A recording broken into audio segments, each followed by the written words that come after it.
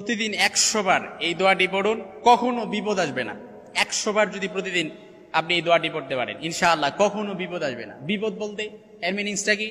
বিপদ বলতে কখনো দুশ্চিন্তা আসবে না, পেরেশানি হবে না, তারপর অভাব অনটন যা কিছু বলেন না কেন, কোনো কিছু ইনশাআল্লাহ উদ্বেগ উৎকণ্ঠা সবকিছুই দূরীভূত হয়ে যাবে যদি প্রত্যেক দিন 100 বার এই দোয়াটা পড়তে পারেন। হাদিসের টেক্সট আমি যদি আপনাদেরকে চমৎকারভাবে খুব সুন্দরভাবে বুঝাই, প্রত্যেকটা বান্দার উপর কিন্তু বিপদ আপদ পতিত হয়, এটা আল্লাহ তাআলার পরীক্ষা হিসেবে। আপনার উপর বিপদ এসছে, এটা আপনি পরীক্ষা হিসেবে নেবেন। কারণ আল্লাহ রাসূল সাল্লাল্লাহু আলাইহি সাল্লাম খুব চমৎকারভাবে বলেছেন, মুমিন বান্দার উপর যখন কোনো বিপদ আপদ পতিত হয়, এমনই কি তার উপর যে একটা কাঁটা বিদ্ধ হয়, আপনার ভিতরে একটা কাঁটা ঢুকছে, ওইটাও তারা আল্লাহ তাআলা আপনাকে পরীক্ষা করে। এই জন্য বিপদে অধৈর্য হবেন না, হিম্মত হারা হয়ে যাবেন না। উদ্বেগ উৎকণ্ঠা আমি হয়তো ওইভাবে নামগুলো সবগুলো বলতে পারবো না, কিন্তু আপনি তো আপনার বিপদের কথা জানেন, আপনি তো আল্লাহর কাছে বলতে পারেন। এই জন্য ছোট্ট এই দোয়াটি সবাই আমরা পারি, একদম 3 শব্দের দোয়া।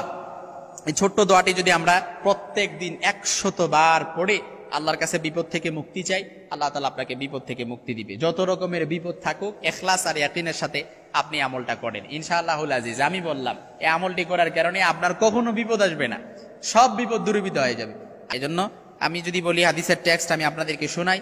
আবু হুরায়রা রাদিয়াল্লাহু তাআলা আনহু থেকে বর্ণিত হাদিস, হাদিসটি বুখারী মুসলিমের বর্ণনা এসেছে। বুখারীর কিতাবুদ দাওয়াতের মধ্যে পাবেন, মুসলিমের কিতাবুজ জিকিরের অধ্যায় আপনি হাদিসটি পেয়ে যাবেন।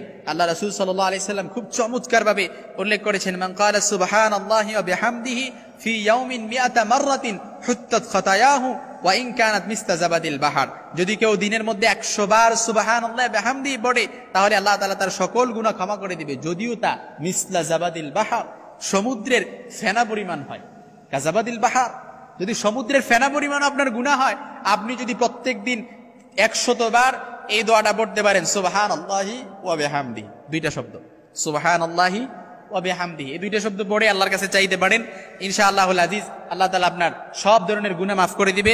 অপর হাদিসের মধ্যে এসেছে খুব সুন্দরভাবে, আল্লাহ রাসূল সাল্লাল্লাহু আলাইহি সাল্লাম বলেন, মুস্তাদরাকে হাকিমের বর্ণনা এসেছে, হাদিসটি সহিহ। আল্লাহ রাসূল সাল্লাল্লাহু আলাইহি সাল্লাম বলেন, মান ক্বালা সুবহানাল্লাহি বিহামদিহি মিআতা মাররাতিন কাতাবাল্লাহু লাহু মিআতা আলফ হাসানা ওয়া আরবাআ ওয়া 20 আলফ হাসানা। ক্বালু ইয়া রাসূলুল্লাহ ইযা লা ইহলিকা মিন্না আহাদুন। অর্থাৎ আল্লাহ রাসূল সাল্লাল্লাহু আলাইহি সাল্লাম বলেন, যদি কেউ 100 বার সুবহানাল্লাহি বিহামদিহি বলে, তাহলে আল্লাহ তাআলা তার জন্য 1,24,000 নেকি আল্লাহ তাআলা তার আমলনামায় দিয়ে দেয়। সাহাবীগণ বললেন, আল্লাহ রাসূল, আমরা যদি আমলটি করি তাহলে তো কিয়ামতের দিন কাউকেই বিপদে পড়তে হবে না, দুনিয়ার মধ্যে কাউকেই বিপদে পড়তে হবে না, কিয়ামতে জাহান্নামের আগুনে কাউকেই যেতে হবে না। তখন আল্লাহ রাসূল সাল্লাল্লাহু আলাইহি সাল্লাম বলেন, হ্যাঁ, তোমাদের মধ্যে অনেকে এত বেশি সওয়াব নিয়ে কিয়ামতের দিন হাজির হবে যে পাহাড়ের উপর দিলেও পাহাড় ভেঙে যাবে, পাহাড়ের উপর দিলেও পাহাড়টা ভেঙে যাবে। সুবহানাল্লাহি বিহামদিহি।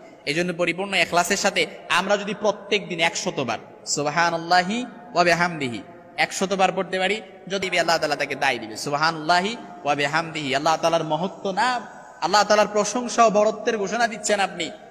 আপনি একটু চিন্তা করতেছেন, এই নামগুলো পড়ে আপনি যখন আবেগ মিশ্রিত কণ্ঠে আল্লাহর কাছে চাইবেন, আল্লাহ তাআলা কিভাবে আপনাকে না দিয়ে পারবে। কিন্তু আমরা দোয়া চাই কিভাবে? দোয়া করলাম, আল্লাহ কবুল করলে করলো, না করলে নাই। এইভাবে যদি দোয়া চান, দোয়া তো কখনো কবুল হবে না। আমরা যেন চাওয়ার মতো চাইতে পারি, আল্লাহ তৌফিক দান করুক, আমিন।